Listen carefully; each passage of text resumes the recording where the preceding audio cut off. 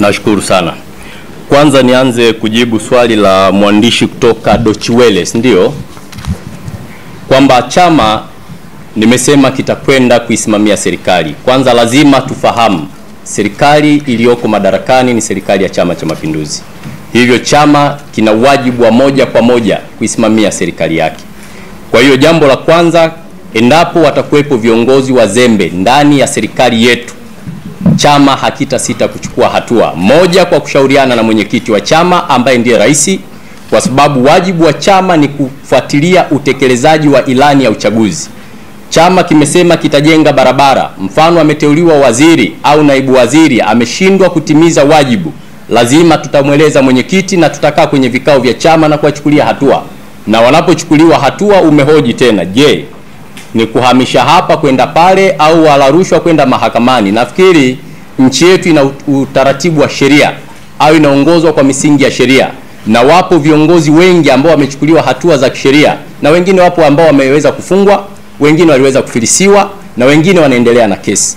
Kwa hiyo Chama cha Mapinduzi kwanza kinaamini katika utendaji kazi na hakiamini katika watendaji wazembe, na hili ni kuahidi ndugu yangu wa Deutsche Welle kwamba utaona mageuzi makubwa ndani ya serikali, hasa katika kipindi hiki, namna gani Chama cha Mapinduzi kinakwenda kuisimamia serikali. Kwa hatua zitachukuliwa, endapo mtu amekula rushwa atapelekwa mahakamani moja kwa moja. Hakutakuwa na jambo la kupepesa macho katika hilo.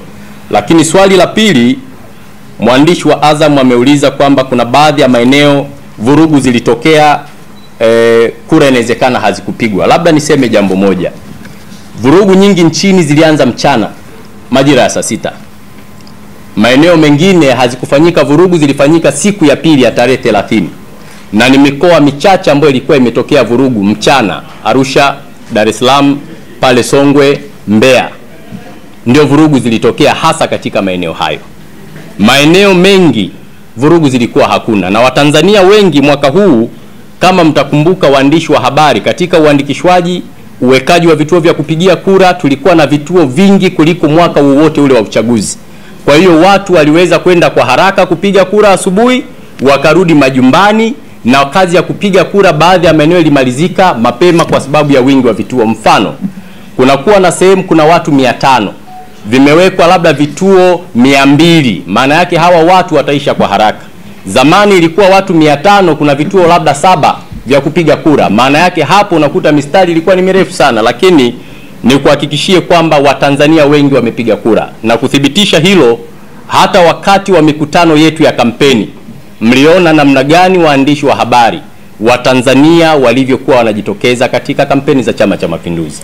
Kwa hiyo hilo ni kuondoe hofu, watu walipiga kura.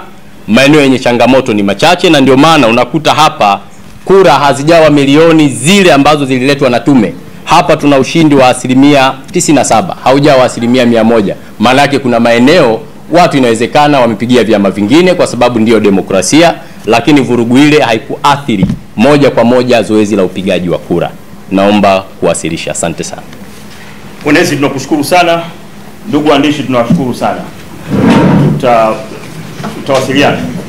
Mungu awabariki. Asanteni. Haya, tutasubiri.